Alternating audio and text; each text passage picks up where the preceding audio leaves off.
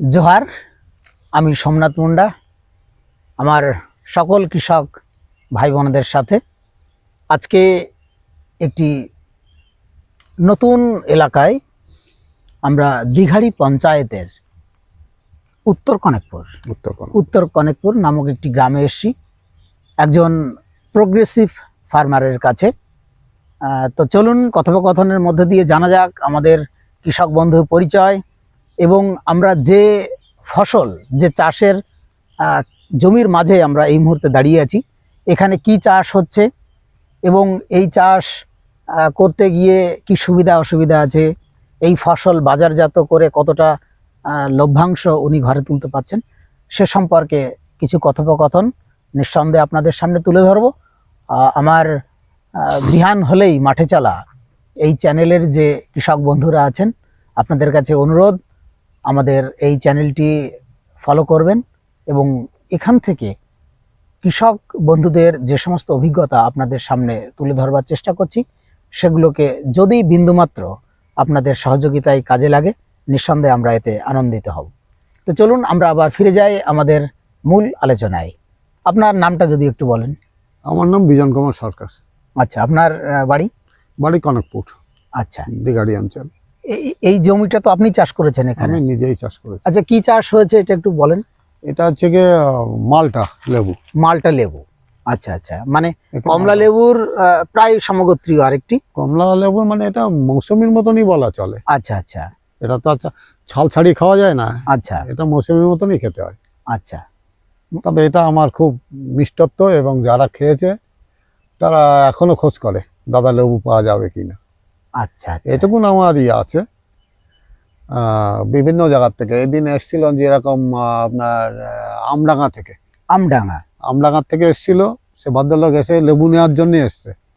আগে একদিন এসেছিল, কটা দিয়েছিলাম খাওয়ার জন্য, পরের দিন এসছে আমার কাছে কেনার জন্য, কিন্তু আমি দিতে পারিনি তানাকে। আচ্ছা, মানে অত দূর থেকে এসছে তাও দিতে পারিনি।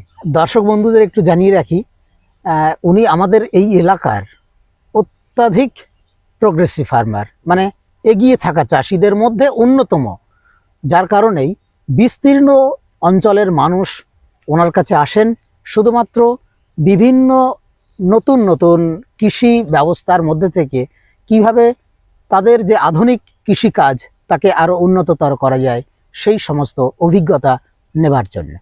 তো উনি এখানে মালটা লেবু চাষ করেছেন। আজ থেকে বেশ কয়েক বছর আগেও তো এই লেবুর এখানে চাষ খুব একটা প্রচলন ছিল না। আপনি এই জমিতে কত বছর চাষ করছেন? এই আমার এই 4 বছর। 4 বছর, মানে এই গাছ কতদিন থাকবে এখানে? এখানে এর যতদিন মোটামুটি রোগ ঠোক না আসলে ততদিনই রাখা যায়। আচ্ছা, আপনি 10-15 বছর অনেক রাখা যায়। এটা হয় অনেক সময় ট্রিটমেন্টের জন্য হয়।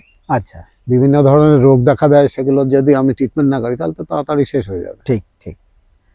এই যে চারাগুলো নিয়ে এলেন, কত করে খরচ পড়েছিল? এর আমার একটা চারা নিয়েছিল 100 টাকা করে। আচ্ছা, কেন এটা একটু বড় জাতের এনেছিলাম তো, আর ছোটগুলো আবার পাওয়া যেত 40 টাকা 30 টাকা। আচ্ছা, আমি সেটা আনিনি। আমি দেখলাম একবারে একটু বড় নিয়ে আসি, অন্তত একটা বছর আপে থাকবে, যার জন্য বড় চারা লাগালে একটু সুবিধা হয়, তাড়াতাড়ি গাছটা ম্যাচুরিটি হয়। আপনি এখানে লাগানোর কত বছর পরে বা কত মাস পরে এখানে ফলন এলো? আমার 1 বছর বাদেই ফল এসছে। 1 বছর মাথায় ফল? আমি সে ফলটা রাখিনি। আচ্ছা, কারণ গাছের গ্রোথটা কমে যায়, তখন তো ছোট থাকে। আচ্ছা আচ্ছা, মোটামুটি কি বছরে একবারই হয়? এটা বছরে একবার। এই দুফালা ওই যে লেবু দেখছেন যেগুলো, ওই যে আচ্ছা আচ্ছা, কিন্তু এটা আমরা ঠিক পরিপূর্ণ ফলনও পাই না আমরা। আচ্ছা, হ্যাঁ। আপনারা তাহলে কি এই লেবুগুলো কি গাছ থেকে তুলে ফেলবেন? এই লেবুগুলো এবার একটু রেখেছি আমি। আচ্ছা, অন্যবার আমরা তুলে ফেলি, কারণ এই গাছে থাকলে তো গাছের একটা ড্যামারেজ হয় না। আচ্ছা, তার জন্য একে আমরা রাখি না, কারণ যা সীমিত হবে এতে আমাদের খরচা আসবে না। আচ্ছা, তার জন্য আর আমরা রাখি না। এটাকে বাজারজাত করবেন কিভাবে? মানে বাজারে নিয়ে যাবেন কি করে এগুলোকে? এগুলো বাজারে আমাদের এখানে আসে, আমরা অনেক আড়তেও পাঠিয়ে দিই।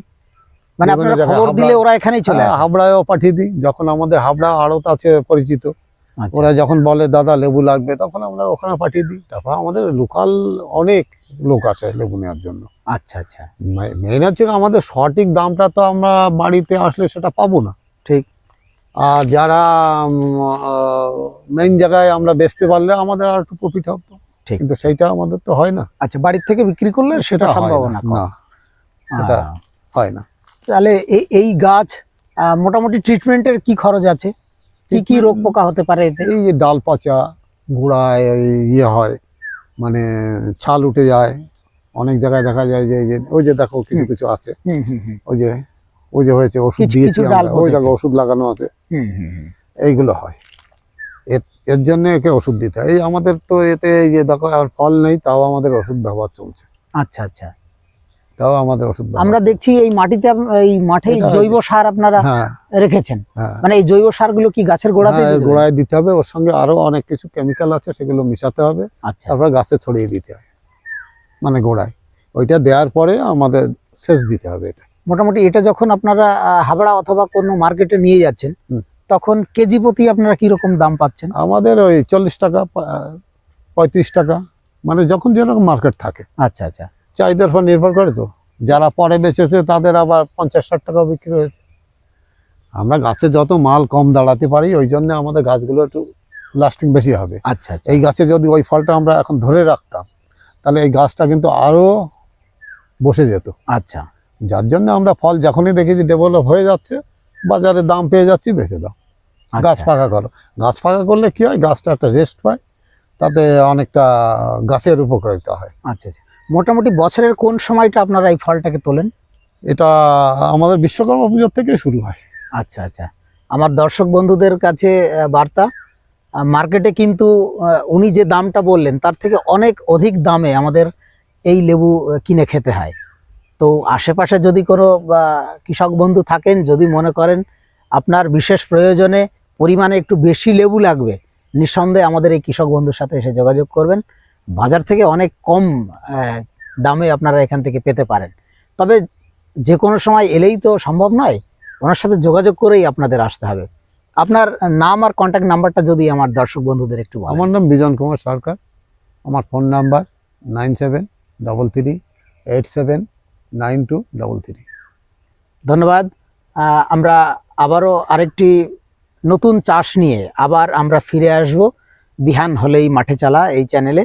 আমার প্রিয় কৃষক ভাই বোন, আপনাদের আমন্ত্রণ রইল, সমস্ত ভিডিও আপনারা দেখুন এবং এই প্রোগ্রেসিভ ফার্মারদের নিকট থেকে যা নতুন নতুন ভাবনা, আসলে যেহেতু কৃষি একটি বিজ্ঞান, এই বিজ্ঞানকে যারা সাধনা করেন, যারা চর্চা করেন, তারাই এগিয়ে থাকা কৃষকের মধ্যে একজন।